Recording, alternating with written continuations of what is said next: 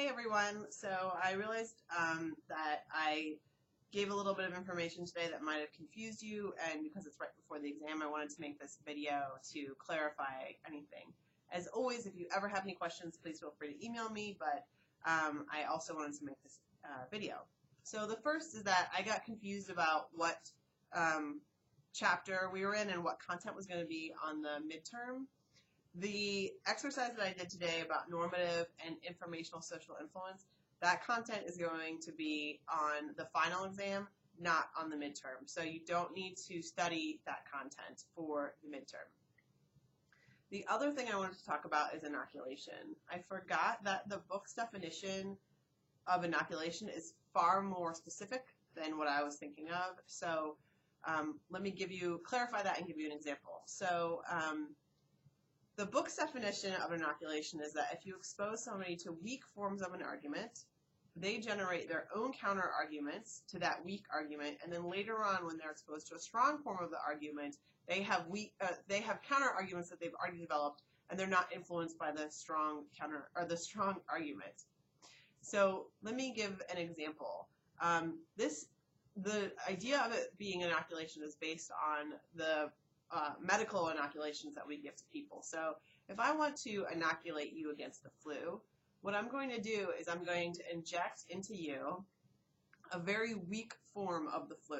You wouldn't actually get sick from this. It's a very weak form.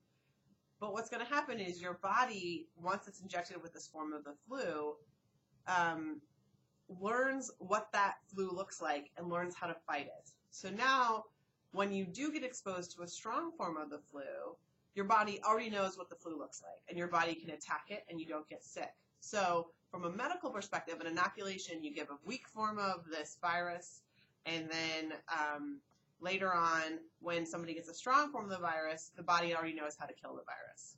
So how does this work in persuasion and social psychology? So let's say I want to make sure that you are inoculated against the argument that MARTA should not be funded. So I want you to support funding MARTA, and I know that you're going to get an argument later that we should not fund MARTA. So what I'm going to do is I'm going to expose you to a weak form of the argument to not fund MARTA. So maybe I'll show you a video of somebody who says, I don't think we should fund MARTA because I don't like the MARTA logo. And you're going to say to yourself, well, that's a silly reason not to fund MARTA. And you're going to develop counter-arguments against this argument of not funding MARTA. So you're going to develop your own reasons why you think we should fund MARTA. So now, later on, when you get exposed to strong arguments against funding MARTA, you have developed your own arguments for funding MARTA. So you are not persuaded by these strong arguments against funding MARTA.